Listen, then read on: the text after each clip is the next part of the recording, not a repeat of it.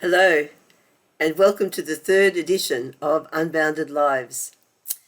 Today we're going to talk about a concept called the Frameworks for Accomplishment, which was developed. There's a lot of background to this. At some point, we might even talk about the history of disability and how we came to these ideas. So there was a lot of background information and foundation work that went into John O'Brien and Connie Lyle eventually developing the five frameworks for accomplishment and the five valued experiences. And so this was actually a reaction to, as people became, this is like 40 years old now, came to understand more about a life where services would be in their place rather than actually always in charge of the people that they work with. And so in the first instance, there was this question about, well, what is the expectation or the experiences that we would be hoping that people with disability would be having in order to get to a true person-centered approach to their lives.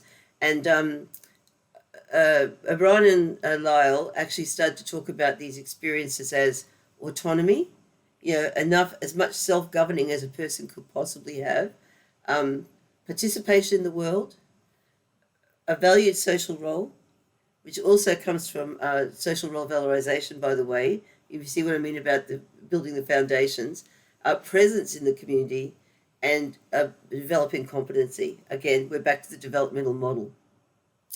So this was so that people could bring their gifts to the world, as opposed to always be seen in deficit. Remember, we talked about a deficit-based model, which is a medical model where we're talking about diagnosis and what you can't do, and a strengths-based model, which is where we should be and are supposed to be, where we talk about what people can do and how we could help people grow those skills and abilities so there's more and more of that in the life of that person. So that we do not need to be providing support to people constantly if that person can reduce that level of support by building skills. What an amazing idea. All the worry and concern in funding bodies about how much it costs to support a person individually, and yet this is the way you do that. You get to build a different kind of model where people are getting the level of support they need. And by the way, let's just for a moment talk about equity. So there are some people who, even those of us who have worked for a very long time, don't really know how to reduce that person from one-on-one support and possibly 24-hour support, 16 hours of active, 8 of not, or even more. There's still people we don't know how to do that with, right? But it's not surprising we don't know how to do that because we don't have the skills we need or the frameworks we need to actually work out how that would happen. There are many people, and I've supported people, who are actually one of those people, the people who got 2-on-1 support, an active shift at night, who are now working, being supported by about 5 hours a day through actively working through how we would build capacity in that person to be able to better manage themselves and their lives. How to build more autonomy, for example. So there are people that we know that we can do that with, and there are people that we don't know yet how we will make that happen for them.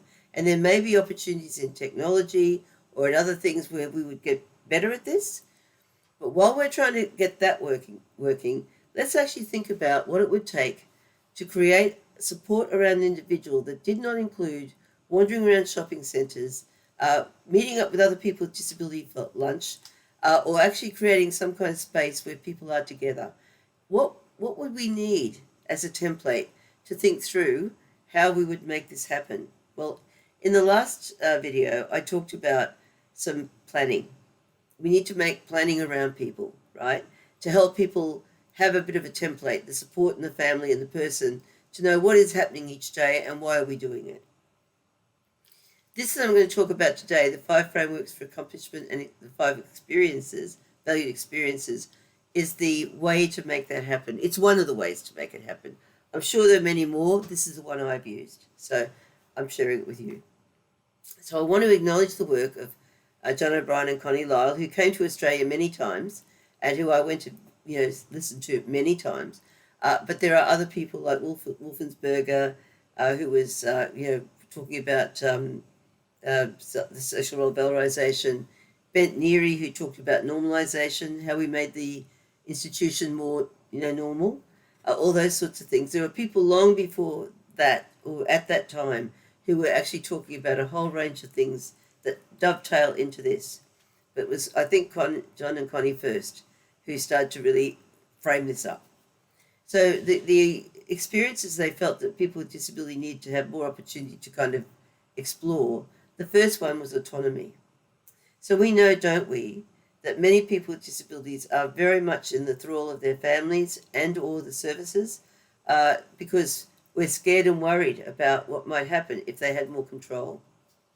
But choice and control is absolutely fundamental, apparently, to the NDIS, which is the governing body in Australia for those of you who are outside of here. And so we've been talking a lot about how choice and control can be given back to the person.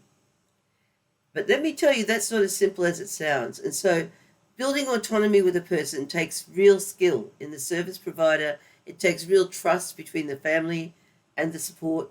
It takes people knowing how to build that capacity in people for that to actually be able to happen. Point one. The second thing is to build presence for people in the community. Now, in Australia, certainly in Queensland, because we were doing some one-on-one support long before a lot of other people were, I think also in Western Australia particularly, maybe better, we were actually getting people out and about in my local community right from when my children were small. So we're talking 40 years. At that time, it was a very difficult thing to be out in public with a person whose behaviour wasn't normal or whatever else you want to say.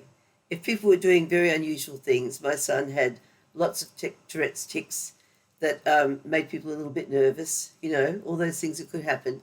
But actually, as time went on and the community was exposed to more and more people with disability out in one-on-one support, our community became a lot more able to understand and manage that. They were a bit more open to it because they'd had the experience of seeing people out in the world all the time. I don't think that was necessarily always a positive thing, but it certainly meant that people got from almost, walking away backwards to actually often even being prepared to engage with people in shopping centres and whatever. So we got presence right quite a long time ago, I think, in our community, but participation, not so much. So I think there would be a lot of workers, maybe a lot of families who don't understand that actually walking around the world with your mobile phone and creating an opportunity for people that doesn't look all that different to what's been happening for, forever, is not what we should be doing or could be doing or must be doing. Because what we need people to be doing is building a presence in community that involves participation. So moving from walking around the shopping centre or walking the Strand in my community to actually creating spaces where people get to know other people. And that might start by going back to the same coffee shop, for example, just going back to the same places so that people can actually get to be used to this person, not get worried about anything different that might happen. And this kind of opportunity to keep on going back regularly is one of the ways that we can actually build up participation in the community. And the first level of that is, ordering your own coffee, paying for your own coffee, building a profile in the place you go for coffee where people look forward to you coming and notice when you're not there. We'll go further into all of these things in subsequent videos, but this is just an overview. And then so presence of participation and autonomy.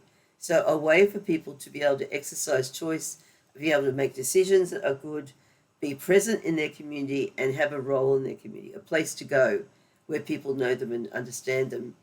And then for competency, so here we are back at the developmental model, looking at the way we would provide opportunities for the person to grow and develop. So again, we will be doing a lot of this in future videos, but the idea of doing with, not for, not enabling people by actually doing things for people, and making sure that anything that people can already do, we are not doing for them. That kind of is, I don't know, that's not enough, but that's actually a bit about what we're doing when we're working developmentally with people.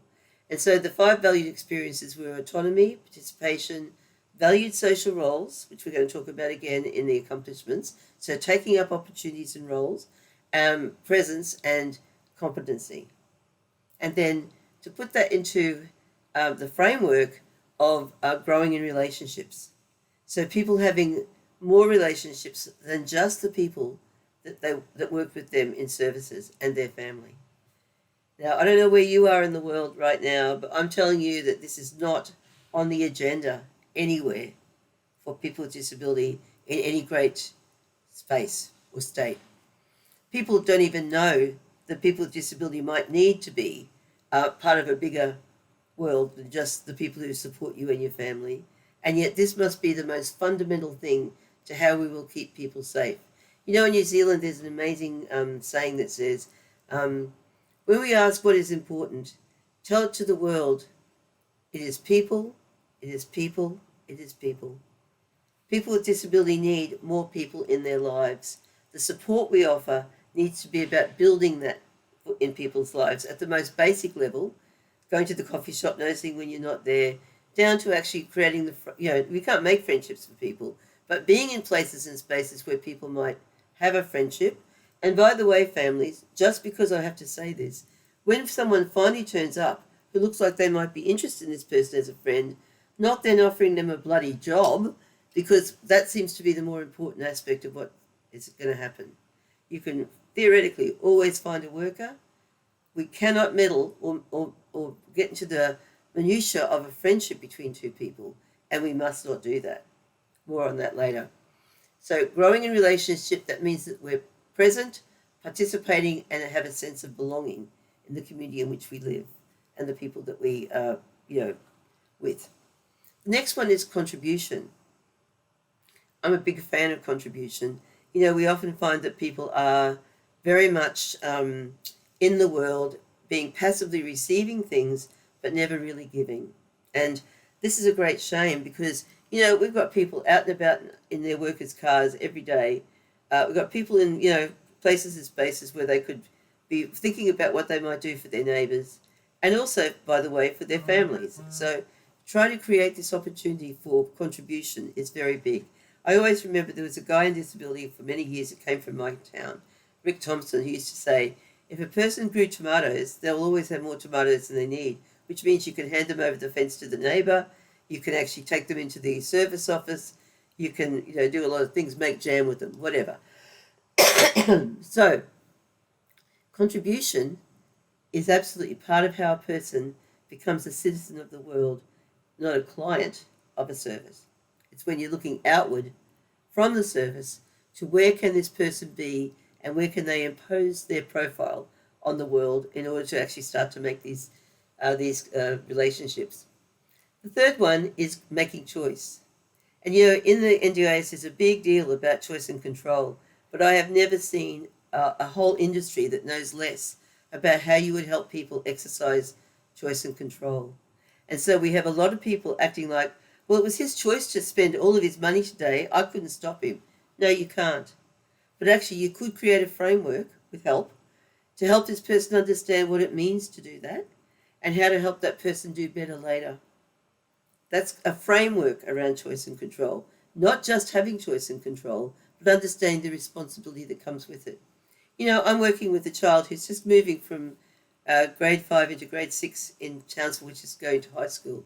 And, her mum has told me that when I use the word responsibility and that she's of an age where she needs to exercise responsibility, her face lights up.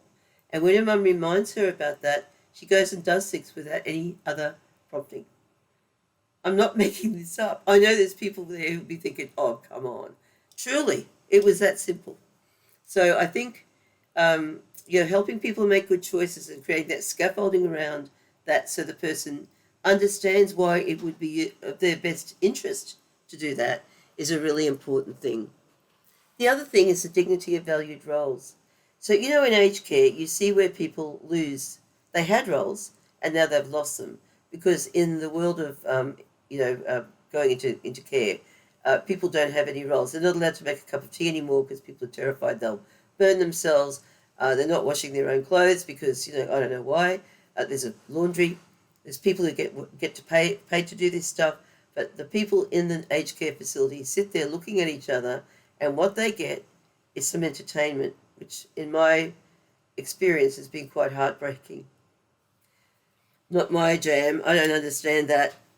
It's the wrong thing. So that's where we see it when people had roles and they lose them.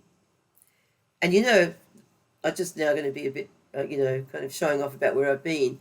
When I was on the Amalfi Coast in Italy some years back, I was very struck by the old women who would be walking along a very narrow street to get up the 500 steps to Praiano to buy milk, pasta, wine, whatever. No transport for them. They were still doing that in their very, very big dotage. I'm sure they would have loved that. But actually, what they were was still in their own lives, still doing the things that they'd always done. Those things weren't being taken away from them.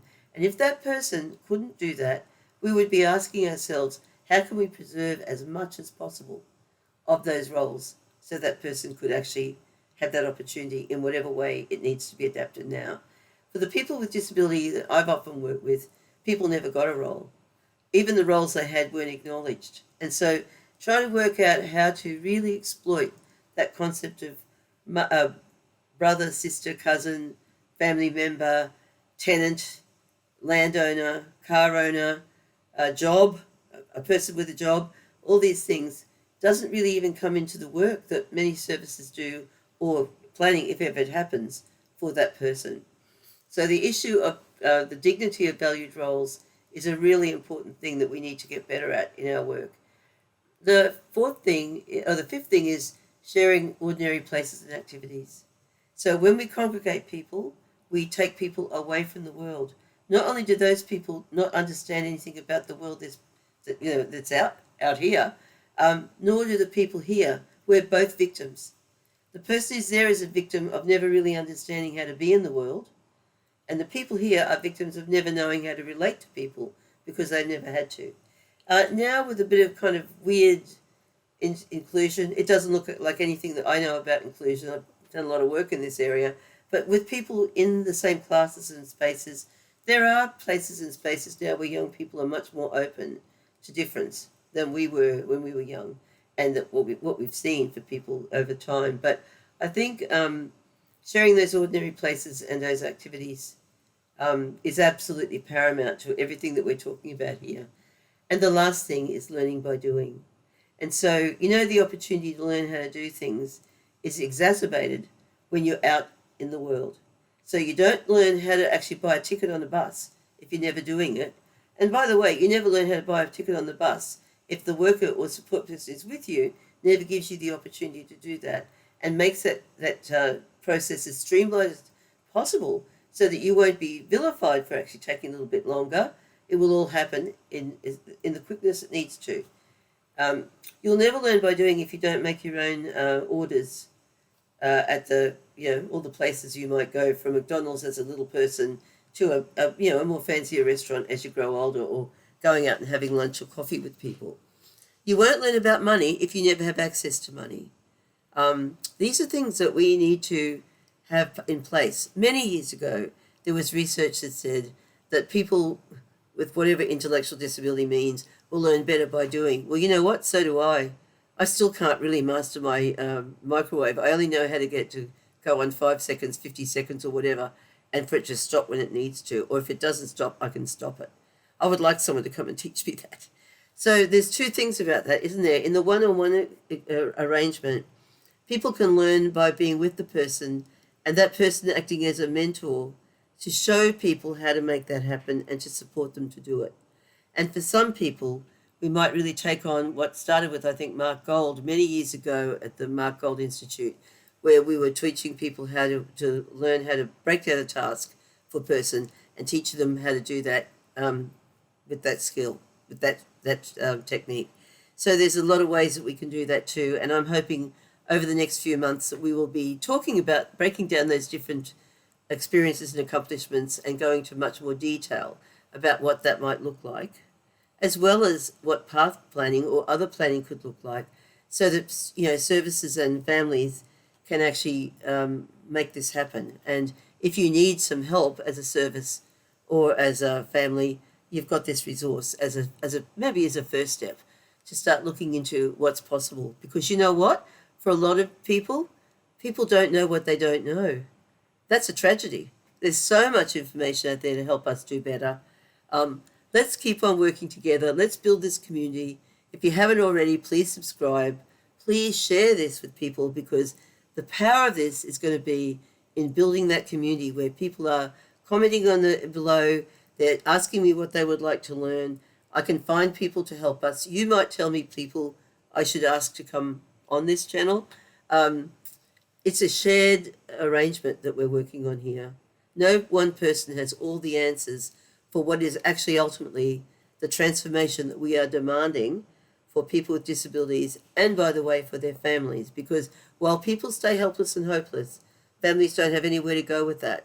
When people start to build a capacity and growth and whatever, families can then get their head up a little bit to think about what might be important for the family and for individuals in the family, including this person, rather than all the energy going to trying to help this person stay in the world. Well, that's your lot for today.